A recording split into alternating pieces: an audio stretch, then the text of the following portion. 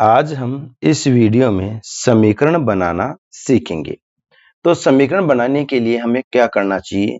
तो बेटा एक जो समीकरण होता है उसमें दो चीजें होती है। एक तो वो होता है जिसे हम जानते हैं, एक वो होता है जिसे हम नहीं जानते। जैसे यहाँ पर अक्स है, तो बेटा हम अक्स को नहीं जान पा रहे हैं कि अक्स कितना है, किसके बराबर है। और जिसे हम नहीं जानते उसे हम कहते हैं चर यानी वेरिएबल। ठीक है। और जिसे जानते हैं, जैसे 4 को हम अच्छे से जानते हैं, 8 को भी आप अच्छे से जानते हो, तो जिस संख्या को आप अच्छे से जान पाते हो उसको हम कहते हैं अचर यानी कि कांस्टेंट वैल्यू। ठीक है। तो चर और अचर और समीकरण के लिए क्या होता है कि एक बायां पक्ष होता है और एक दायां पक्ष होता है। यहाँ से यहाँ वाला जो पार्ट है ना, इसको अपन कहते हैं बायां पक्ष या लेफ्ट हैंड साइड। तो इसे कहेंगे आप बायां पक्ष, और ये वाला होता है आपका दायां पक्ष।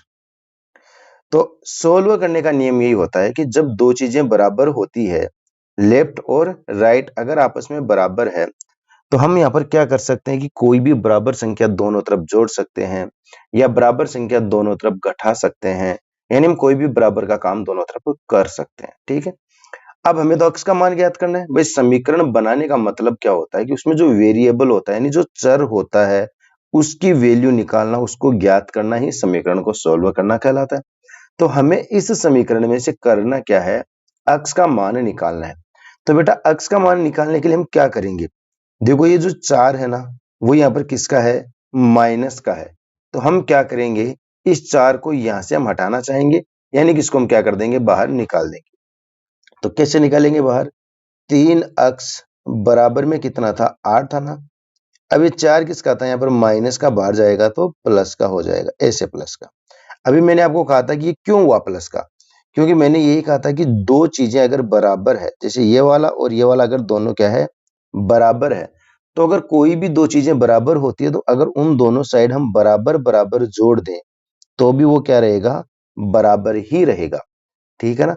पहले इतना और इतना बराबर था, फिर दोनों तरफ हमने कितना दे दिया, 4 4 दे दिया, तो भी ये बराबर ही है। अब देखो यहाँ पर 4 से ये वाला 4 कट गया क्योंकि माइनस का 4 और प्लस का 4, इसलिए ये जो 4 था ना, ये वाला देखो उधर प्लस में तो गया ना। अब आप कहोगे सर ये प्लस में कैसे है, तो हमारा रिजल्ट देख लो आराम से। 3 अक्स बराबर बराबर 8 प्लस 4 है, तो यहाँ पर भी कितना है बेटा, 8 प्लस 4 ही है। तो यहाँ कोई आपको दिक्कत नहीं होनी चाहिए। बस इतना ध्यान देना है कि समीकरण में अगर हम प्लस के निशान को बाहर निकालेंगे तो वो माइनस बन करके जाएगा, अगर माइनस के निशान को हम बाहर निकालेंगे तो वो प्लस बन करके जाएगा, अगर मल्टीप्लाई के साइन को बाहर निकालेंगे तो वो डिवाइड बन के जाएगा, और डिवाइड के साइन को बाहर निकालेंगे तो मल्टीप्लाई बन करके जाएगा। ठीक है ना, वो अपना अपोजिट बन जाता है। अब यहाँ पर देखिए 3 अक्स के तो 3 अक्स रह जाएंगे, और 8 में हम 4 जोड़ देंगे, तो 8 में जैसे अपन 4 को ऐड करेंगे तो 8 और 4 12 हो जाएंगे। अब यहाँ पर ध्यान देना, 3 और अक्स, 3 अक्स है, जबकि हमें वैल्यू किसकी निकालनी थी, हमें तो वैल्यू अक्स की ही तो निकालनी थी बेटा। तो यहाँ अक्स की नहीं है, 3 अक्स की आ गई। तो अब आपको ध्यान देना है कि 3 गुणा अक्स कितना होता है, तो आप कहेंगे 3 गुणा अक्स तो 3 अक्स ही होता है। तो अगर 3 गुणा अक्स 3 अक्स होता है, तो यहाँ पर भी देखो 3 गुणा अक्स, तो मतलब बीच में जो चिन्ह है ना, वो निशान ना, वो किसका है, गुणा का है। और गुणा को अगर हम बाहर निकालेंगे तो किस में जाएगा, भाग में। देखो गुणा जाता है भाग में, भाग का मतलब बटा। तो अक्स बराबर होगा 12, और बटे में कौन आ जाएगा आपका, 3 आ जाएगा। तो अक्स बराबर 12/3 यानी कि 4। तो हमारा ये समीकरण इस तरह से बन जाता है, और यहाँ पर इस समीकरण की जो वैल्यू है ना, वो अक्स बराबर 4 हमें यहाँ पर देखने को मिल जाती है। तो एक क्वेश्चन हमारा हो गया। चलो सेकंड वाला क्वेश्चन देखते हैं। फर्स्ट क्वेश्चन में तो हमने एक ही वेरिएबल रखा था, एक ही चर रखा था। अब की बार हम क्या करते हैं, दो चर काम में लेंगे। 4 अक्स -5 बराबर 2 अक्स और प्लस के ले लेते हैं अपन यहाँ पर 7। ठीक है, ये क्वेश्चन हो गया। अब यहाँ पर आपको करना क्या है कि दो तो इसमें वेरिएबल और दो ही इसके अंदर है कांस्टेंट, यानी वेरिएबल भी है यहाँ पर और चर भी है यहाँ पर, यानी वेरिएबल को हम क्या कहते हैं, चर कहते हैं। ठीक है ना, तो दोनों चीजें यहाँ पर है। तो अब आप क्या करोगे कि जो चर है उसे तो अपन एक साइड रखेंगे, अचर है उसको अपन दूसरी साइड रखेंगे, यानी दोनों को अलग अलग पक्षों की तरफ अपन इनको और रखने वाले हैं। तो यहाँ पर चर कौन कौन है, देखो चर की बात करें तो एक तो ये वाला चर है और एक ये वाला चर है, क्योंकि दोनों को हम यहाँ पर जान नहीं पाएंगे, क्योंकि दोनों के पास बेटा क्या है, अक्स है। तो इन दोनों चर को अपन एक तरफ रखेंगे। तो ये 4x तो यहाँ रह ही जाएगा, कोई दिक्कत नहीं है। अब इस प्लस के 2x को अपन इस बराबर के चिन्ह को पार करवाएंगे, उस साइड लेकर के जाएंगे, राइट हैंड से लेफ्ट हैंड की तरफ लेकर के जाएंगे, तो जो प्लस का 2x है ना, वो उधर जाकर के बेटा माइनस का 2x बन जाएगा। क्योंकि ये बात आपको मैंने बताई थी कि जो प्लस होता है वो माइनस बन जाता है, जो माइनस होता है वो प्लस से बन जाता है जब वो अपना पक्ष चेंज करता है। अब बराबर का बराबर आ जाएगा। अब ये जो माइनस का 5 है वो उधर जाएगा, 7 तो वहां का वही है, तो 7 के निशान में कोई चेंज नहीं होगा, 7 वैसा का वैसा ही रहेगा, क्योंकि 7 ने जगह चेंज नहीं की है। जगह किसकी चेंज हो रही है? -5 की। और माइनस का 5 बराबर के चिन्ह को पार करके बेटा उधर जाएगा, मतलब लेफ्ट से राइट में जाएगा, और लेफ्ट से जब राइट में जाएगा माइनस, माइनस जब लेफ्ट से राइट में जाता है तो प्लस बन जाता है, तो माइनस उधर जाकर के क्या बन जाएगा बेटा? प्लस बन जाएगा। ठीक है, यहां पर थे अक्स 4 बार और यहां पर अक्स थे 2 बार। 4x माइनस 2x कितने होते हैं बेटा?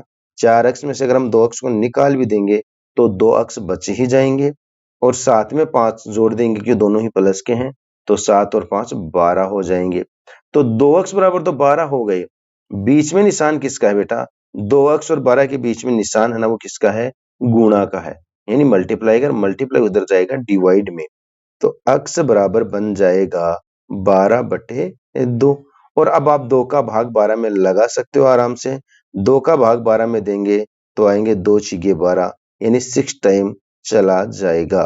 तो इस प्रकार से ये वाला जो समीकरण हमारा वो भी बन गया। इसका जो आंसर है वो अक्स बराबर आपको 6 यहाँ पर मिल गया है। अब हम देखते हैं, ये तो अभी जितने भी समीकरण हमने बनाए, दो, एक वेरिएबल था, एक में 2 वेरिएबल थे। अब की बार हम जो समीकरण बनाएंगे उसे हम बट्टे में भी बनाएंगे, क्योंकि अभी तक हमारे पास बट्टा नहीं चल रहा था। तो प्रश्न नंबर 3 अपन लेते हैं। जैसे मान लो यहाँ पर हमारे पास कोई भी समीकरण है, वो बनता है x/2 प्लस 3/4 बराबर 5/2। ऐसा हमने एक समीकरण बना दिया। तो इसमें बट्टे भी आ रहे हैं। आपको यहाँ पर भी क्या करना है? यहाँ पर भी हमें x का मान ज्ञात करना, मतलब वेरिएबल को ही पता लगाना है। बाकी तो समीकरण में करना ही क्या होता है, सामान्य सा समीकरण होता है। तो इसमें आपको x की वैल्यू निकालनी है। अब x की वैल्यू निकालने के लिए देखिए, अब की बार बटे में आ गए, हम इनको बाहर तो निकाल देंगे, लेकिन सबसे पहले आपको बटा है उसको सोल्व कर लेना है। देखो बटे में कितना है बेटा? यहाँ पर 2 है, यहाँ पर कितना है? 4 है, और यहाँ पर कितना है? 2 है। तो 2, 4 और 2 का एलसीएम, यानी 2 और 4 का एलसीएम कितना होता है? 2 तथा 4 का एलसीएम, यानी लघुत्तम जिसको अपन कहते हैं एलसीएम। तो 2 और 4 दोनों किस में आते हैं, यानी दोनों के फाड़े में से कौन सी संख्या है जो आपको सबसे पहले मिल जाती है? तो 2 के फाड़े में और 4 के फाड़े में हमें 4 आसानी से मिल जाता है। तो हम क्या करेंगे, इस समीकरण को, प्रत्येक पद को हम 4 से गुणा कर देंगे। तो हम ये लिख सकते हैं 4 से गुणा करने पर। तो बेटा हम इसको किससे गुणा करने वाले हैं? 4 से गुणा करने वाले हैं। 4 से गुणा करने से हमें क्या फायदा मिलेगा? इसको गुणा करने से आपको ये फायदा मिलेगा कि इसके बट्टे के जितने भी पार्ट है वो क्या हो जाएंगे? हट जाएंगे। तो x/2 को भी हम किससे गुणा करेंगे? 4 से। तो 4 मल्टीप्लाई x/2 प्लस 3/4 को भी किससे मल्टीप्लाई करेंगे? 4 से। तो 4 इंटू 3/4, और इसको भी हम किससे मल्टीप्लाई करेंगे? 4 से। तो 4 इंटू 5/2। ठीक है। अब गुणा में जब ऊपर और नीचे अगर कोई संख्या होती है तो वो आपस में काट दी जाती है। तो 2 इसको काट देगा कितनी बार में? 2 बार में, क्योंकि 2 दूनी 4। ये 4 इस 4 को 1 टाइम काट देगा, और ये वाला 2 इस 4 को देखो 2 बार में काट देगा। अब बटे में देखो हमारे पास 1 1 1 ही आ रहा है ना, मतलब बटा हमारा आराम से सॉल्व हो चुका है। अब जिनको गुणा कर देना है, 2 को गुणा करेंगे बेटा x से, तो ये तो बन जाएगा आपका कितना? 2x प्लस 3 गुणा 1, 3 एकम 3 बराबर का बराबर, और 5 दूनी 10। अब चेक करो, हमारा ये जो प्रश्न है वो पहले प्रश्न जैसा ही हो गया। ये देखो शुरू में जो एक प्रश्न था ना आपका पहला, इसमें बटे में सबके 1 है, ऐसा ही हो गया, एक ही वेरिएबल है। और यहाँ भी गौर से देखेंगे तो बटे में सबके 1 है और एक ही वेरिएबल है। तो अब हमें यहाँ पर x की वैल्यू निकालनी है, तो बेटा हम सबसे पहले इस 3 को बाहर निकाल देंगे। 3 यहाँ पर किसका है? प्लस का, तो यही बाहर जाएगा। माइनस का बनेगा बेटा, 2 बाहर नहीं जाएगा पहले, क्योंकि 2 x के साथ ज्यादा नजदीक है। जो दूर होता है वही पहले बाहर निकलता है, तो बाहर पहले प्लस वाला पार्ट ही निकलेगा, गुणा और भाग वाला पार्ट नहीं निकलता है। तो इसको हम 2 अक्स को यहाँ का यहाँ रख लेंगे और बराबर में कौन है 10, और ये जो प्लस का 3 है ये बाहर जाकर के क्या बन जाएगा, माइनस का 3 बन जाएगा बेटा। तो 2 अक्स बराबर 10 माइनस 3 कितने होते हैं 7। 2 अक्स बराबर कितने हो गए 7। बीच में चिन्ह किसका गुणा कर गुणा जाएगा भाग में, तो अक्स बराबर हो जाएगा 7/2। तो यहाँ पर अक्स का ये आंसर हो जाएगा। तो इस तरह से हम क्या कर सकते हैं, आसानी से समीकरणों को बना सकते हैं। यदि आपको समीकरण बनाना या उनका हल करना अच्छे से समझ में आ गया हो तो वीडियो को लाइक कर देना, शेयर कर देना। चैनल पर पहली बार आए हो तो चैनल को सब्सक्राइब भी कर लेना।